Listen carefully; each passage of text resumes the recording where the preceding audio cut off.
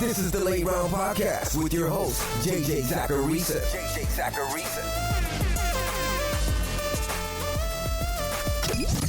What's up, everyone? It's JJ Zacharisa, and this is episode 723 of the Late Round Fantasy Football Podcast, sponsored by FanDuel. Thanks for tuning in. Don't forget that the Week 14 NFL Sunday Million is officially live on FanDuel. Showcase your NFL knowledge and construct your best 9-player roster while staying under the salary cap. Then follow along using FanDuel's live scoring feature to compete for your share of $1.2 million in cash prizes, including a cool $200,000 first place prize, all for just $5. Sunday's approaching quickly, so head to FanDuel and submit your lineups today.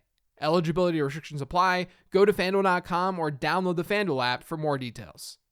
Let's get to these mailbag questions. The first question this week is from Patreon. It's from LP. It says, "Hey JJ, thanks for all the content. Curious how the quarterback change in San Francisco affects your thoughts on that offense. Anyone in San Francisco you're completely writing off?" Completely writing off? Probably not. We've seen backup quarterbacks in this system maybe not be great, but they've at least been able to maintain some production for their weapons. When Nick Mullins started from Week 8 to Week 15 in 2020, he averaged 263 yards per game. This isn't me saying that Mullins was a great quarterback. I'm just focused on fantasy. CJ Beathard in 2017 and 2018 averaged like 250 yards per game. This San Francisco offense is focused on creating yards after the catch. Jimmy Garoppolo didn't have to throw the ball down the field at a high rate to be effective. And when you have players like Deebo Samuel and Christian McCaffrey and George Kittle and Brandon Ayuk, you really can let them do the work for you. They're some of the best yards after catch players in the league. So naturally, I think Brandon Ayuk could be the player who gets hurt most, because he's going to see more down the field targets than those other guys. And the offense itself is likely not going to be as good. So everyone does get dinged in some way. But this is at least a system where a quarterback out of nowhere can hypothetically step in and be okay as long as they can quickly distribute the ball to their playmakers. Let those guys do what they do best. And I would anticipate that's what we see. A lot of creativity closer to the line of scrimmage. Easier throws to make. Last week, Brock Purdy threw it 15 or more air yards on just 13% of his throws. And that was against a pretty beatable defense. So everyone does get hurt in some way, but probably not as much as they would in a different system. Maybe Brandon Ayuk aside.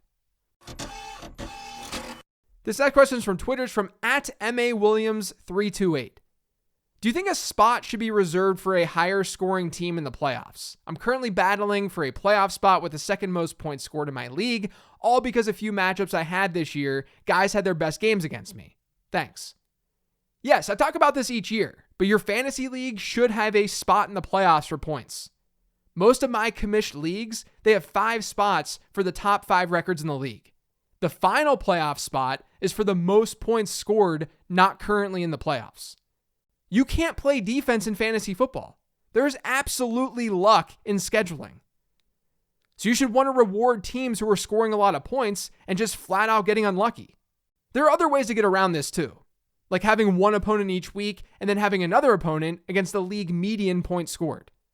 So you have 2 games a week essentially. Or there's an all-play format. But if you want to keep the typical head-to-head schedule in fantasy football, in my opinion, you should have a playoff spot for the most points not in based on record.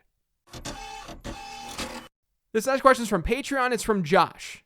Hot debate between friends. They think it's a good strategy to go Kelce and then Andrews at the 1-2 turn next year. They think having Andrews in your tight end spot and Kelce in the flex is a good strategy, with the idea of Andrews acting as tight end 1 and Kelce in every week flex because he outscores almost everyone. How can I convince them this is a terrible idea? So in the late round draft guide, I showed data and I wrote about how the tight end position, you either go big or go home. You either get a stud or you just barely care about the position during your draft. There are some instances where I maybe get a middle-ish round tight end, like I got some Dallas Goedert this year, but generally speaking, those guys are bad bets. I would not go with an Andrews-Kelce strategy though, for a ton of reasons. Is Andrews going to give you an edge over the position? More than likely, yes. But I don't understand why you wouldn't just get Travis Kelce alone. Put him in your tight end spot. Have an even better advantage. And then just use another player in your flex. Like, Mark Andrews is a great football player and he's a great fantasy asset.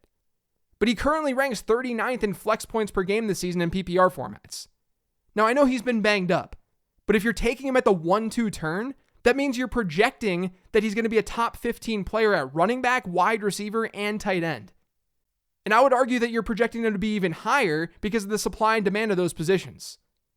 You need more running backs and wide receivers in fantasy football. It's just not a logical thing to do. Now, Kelce's done that this year, but even last year when Andrews had probably the best season he's ever going to have in his career, he was 13th overall in flex rankings. His literal 95th to 100th percentile outcome led to what you're expecting him to do at the 1-2 turn.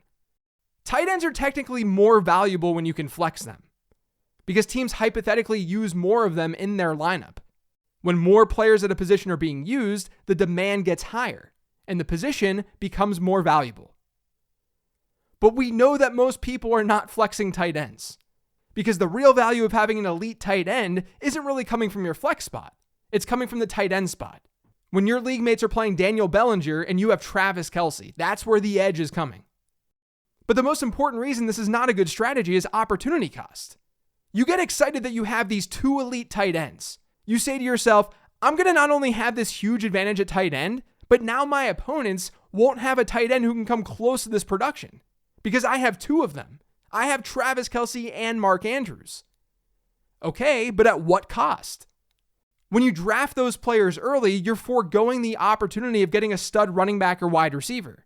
And even though there are busts in the early rounds at those positions each year, the hit rate for running backs and wide receivers in that area of your draft is far, far better than what you're going to get in the third round, the fourth round, the fifth round. So when you get two tight ends, you're hyper-focused on this idea of winning the tight end position. But you're not realizing that you just increase the likelihood that you're going to get destroyed at running back and wide receiver. And those are the positions that are more than likely going to win your flex spot anyway. If you were guaranteed 2021 Mark Andrews and 2022 Travis Kelce and 2023, that would be one thing. But you can't guarantee that.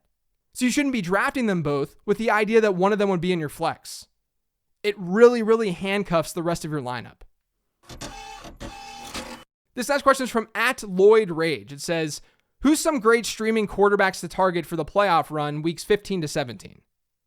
So first off, I get questions about playoff schedules and whatnot all the time this time of year. Which player off the waiver wire that no one has rostered right now do you think will pop in the playoffs? And guys, I have to tell you, I'm not withholding information. If I knew, I would absolutely tell you. And I try to tell you that kind of stuff on the 15 transaction show each week. I'm not hiding players who I think are going to do great in weeks 15 through 17. I promise. With that being said, I don't think there are really quarterbacks right now that you can just find off the waiver wire and just use each week during the playoffs. I do think that you can piece together a Frankenstein, though. Since some quarterbacks are available in some leagues and not others, I'll do my best to cover a few iterations here. Let's start with week 15. Mike White and the Jets, they get the Lions. Detroit is the best opponent for quarterbacks in adjusted fantasy points allowed right now. Mac Jones and Russell Wilson have good matchups too, but they're just not as reliable. And then Andy Dalton could be in play against the Falcons. Week 16, Mike White once again has a top 10 matchup on paper against the Jags. And both his week 15 and 16 games, they're at home, so he could work. Kenny Pickett in week 16 faces the Raiders. Now, I'm recording this before Vegas' Thursday night game, but they've been the second best matchup for quarterbacks in adjusted points allowed this year. So you got Mike White and Kenny Pickett in week 16. In week 17, things are a little bit tougher. If Jared Goff is available, they get the Bears in Detroit. So I like Goff there. And Mike White still has a decent enough matchup in week 17 against Seattle. It's just not nearly as attractive as what he's seeing in week 15 and 16. So maybe if there is a quarterback that you could just play throughout the fantasy playoffs who's sitting on your waiver wire right now, it's probably Mike White. But I think week 17 is a more wait and see kind of week for quarterback streamers. Because what if Desmond Ridder looks really good for the Falcons as their new quarterback? They get Arizona in week 17. He could hypothetically be in play. I just can't say that right now because I have no idea if he's good. But that at least should get you going in the right direction.